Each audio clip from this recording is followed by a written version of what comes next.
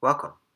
In this video, we will be going over some useful strategies and tips to help you do well on the writing portion of the SAT exam. We will be using sample problems that can be found in the 2016 edition of the College Board's official SAT study guide. This is the first of two passages we will be using to go over various types of problems and strategies that can be applied to them. If you would like, take a moment to pause the video now and read the passage before we go ahead.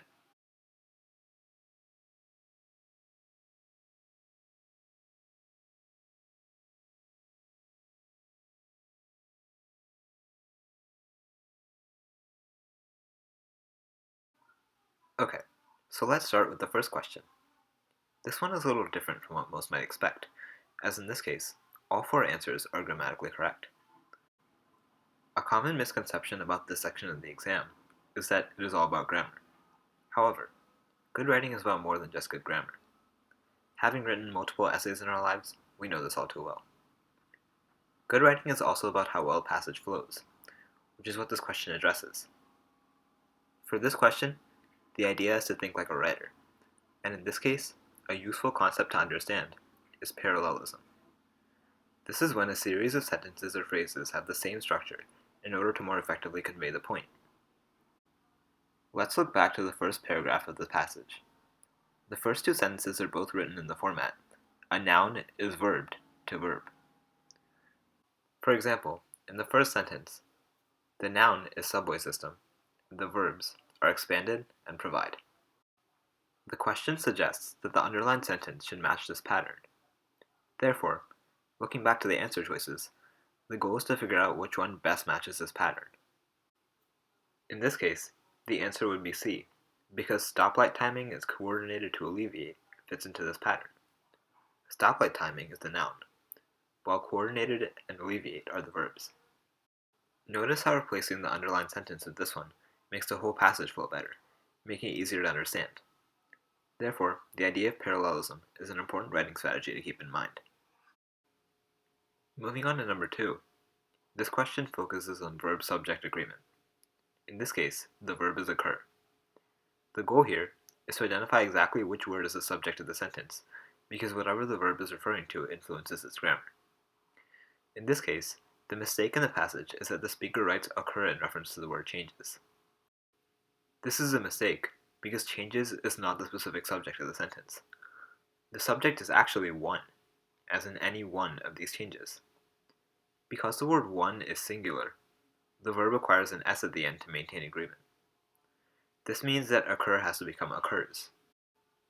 The fact that the subject is singular also means that the phrase it is remains the same. Therefore, D is the correct answer. If the words any one of were to be removed from the sentence, and it simply read when these changes, then changes would be the subject, and because it is plural, in this case, occur would be appropriate. Keeping the idea of singular versus plural in mind is very important when identifying verb-subject agreement.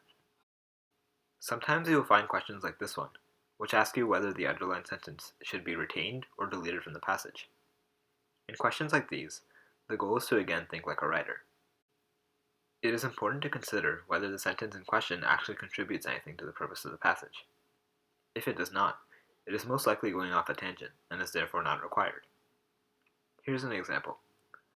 This sentence says, according to the American Heart Association, walking provides numerous benefits related to health and well-being. This appears connected to the previous sentence, which introduces the idea of encouraging people to walk more often. Therefore, it may seem that A is the correct answer. However, take a second to read the following sentence. This sentence discusses an entirely different topic, talking about designing transportation. This is connected to the main idea of the passage, which is transportation planning. On the other hand, the underlined sentence does not contribute to this.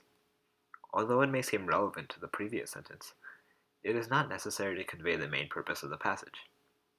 Because the sentence lacks relevance in this context, it wavers from the passage's focus, and is therefore not needed, making C the correct answer. For the next few examples, we will be using this second passage. Please take a moment to pause the video and read this passage if you would like before we move ahead.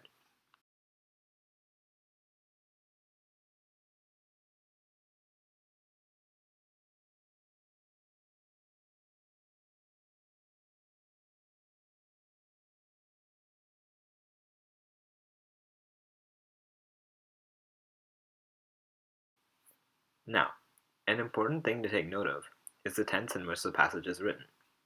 This tense usually needs to remain consistent throughout the passage. If there is a sudden tense change, this is most likely incorrect. Let's look at number 12. Taking a look at the underlined verb here, watched, the question asks if it should be changed. The first thing you should look at here is whether or not this verb matches the tense of the rest of the paragraph. In this paragraph, there are several verbs, such as shows, squeezes, creates, and more. Notice how all of these end with an S, indicating the present tense. However, the underlined verb ends with an ed, indicating the past tense. This should be an indication that this is not the correct form of the verb. Instead, make sure it matches with the present tense. In order to do this, you would need to change watched into watches to match the rest of the verbs. Looking at the answer choices, this is indeed one of them, making D the correct answer. Now, some may be confused as to why the word renowned in the first sentence is correct even with an ed at the end. This is because in this case, the word renowned acts not as a verb, but as an adjective to describe the painter Don Kingman. The next topic we will discuss is punctuation. This can often be a very confusing topic, as the differences between various types of punctuation are not always clear. Let's look at another example to help us. Sentence 14 reads, the name Kingman was selected for its two parts, king and man, Cantonese for scenery and composition. Looking here, this sentence has a comma and a semicolon. Furthermore, the answer choices also introduce the possibility of using a colon. All of this can feel a little overwhelming, but the key here is to understand exactly what each type of punctuation is used for. First of all, semicolons are used to separate two independent clauses from each other. This means that they could potentially stand as two separate sentences. A semicolon is used to combine them into one, usually because they work together to convey a certain point. However, in the underlined sentence, what follows the semicolon does not create a sentence that can stand alone. This indicates that this is an inappropriate use of the semicolon. Therefore, we can already eliminate options A and C. This leaves us with options B and D. Note that option D also uses a semicolon, but as a replacement for the comma. However, if you make this change to the sentence, note that what follows the semicolon is king and man, Cantonese for scenery and composition. This sentence does not flow well for a number of reasons. First of all, this phrase is still not capable of standing on its own as a sentence. Furthermore, this option entirely omits any sort of punctuation at the end of the underlined phrase, which incorrectly tries to connect multiple phrases, say as punctuation. Therefore, we are left with option B. This rectifies the second issue by adding a comma in between the two phrases. It also replaces a semicolon with a colon. This is appropriate because colons are typically used prior to listing or naming something. In this case, the sentence is listing the two parts of what makes the name Kingman, making the colon appropriate. Therefore, B is the correct answer. Another useful strategy to deal with punctuation is imagining yourself saying the sentence out loud. Let's look at number 5 from the first passage. This sentence includes a comma after the word job. Now let's read the whole sentence out loud. The transportation planner's job might involve conducting a traffic count to determine the daily number of vehicles traveling on the road to the new factory. Now, did you notice the unusual pause after job? If a comma ever seems to create a forced pause in this way, this is usually an indication that it's being used incorrectly. Therefore, the comma in this case is not necessary and should be omitted. Now, it obviously is not possible to read each sentence out loud during the test, but when in doubt, something you can do is to mouse the sentence. This can still give you a sense of how it would feel to say the sentence out loud, while staying silent. There can also be cases where there is no comma in the underlined sentence, but the answer choices suggest adding one. Again, the goal here is to think like a writer. Consider whether or not it makes sense to pause at a given moment in a sentence. If it does, then a comma is probably appropriate. We hope that these strategies will help you to make sense of the writing portion of the SAT exam and get a good score. Good luck for your exam! Remember, the idea is to think like a writer.